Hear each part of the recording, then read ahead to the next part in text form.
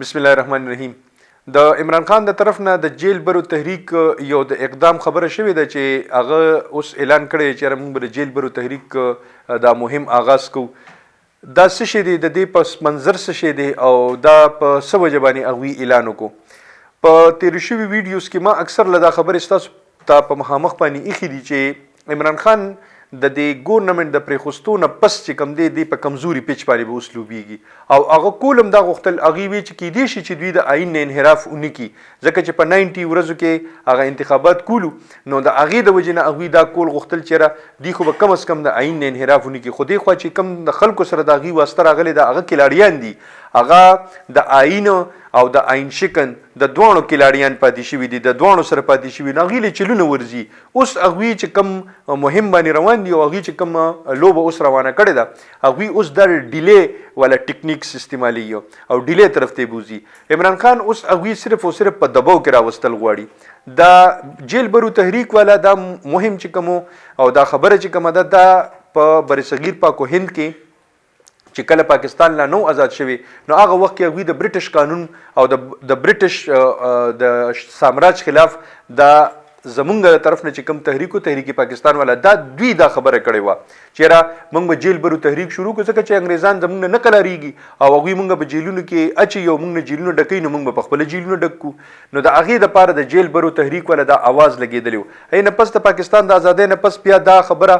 د بټو په وخت کې هم شوې وه، بیا د ضیا په وخت کې MRD یو داسې یو ټول یو کولیشن جوړ شوی د اپوزیشن هغوی هم دا ناره لګولې وه. د نواز شریف دی د پارټۍ د طرف نه هم دا لګېدلې ده دا ناره، د پیپل پارټۍ د طرف نه هم لګېدلې ده، د نوابزاده نصرالله خان د پارټۍ د طرف نه هم دا خبره او دا ناره لګېدلې ده، خو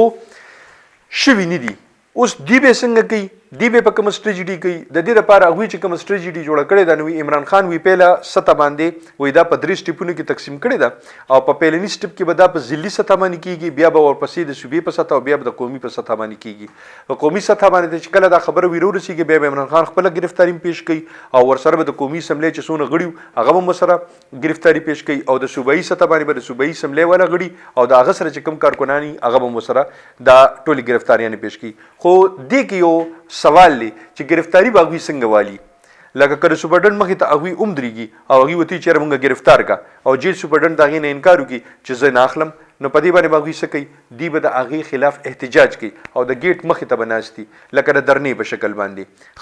که د دې په دوران کې هغوی نه داسې یو مس بیهیو وشو یا د دې نه د قانون خلاف ورزي وشوله نو قانون خلاف ورزۍ کې به بیا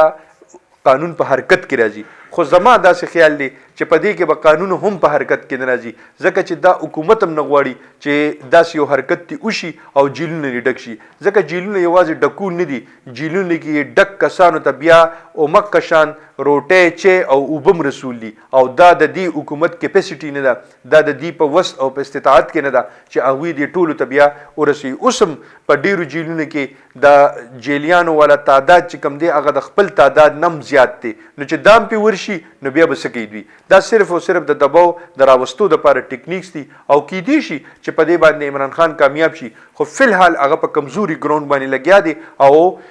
اوس دی وخت کې PDM والا په سټرانګ پوزیشن باندې دي او اوس د هغه ګیندونه لوبوي. را روان وخت کې به د دې پته لګي چې څوک په دې میچ کې او څوک په دې لوبه کې کامیابیږي او څوک د دې میچ دغه وینر کیږي او چاته په دې باندې انعام ملاویږي. را روان وخت کې به انشاءالله بیا په دې باندې ډسکشن کوو. خوشحاله او بریالي اوسئ. د لوی الله په امان.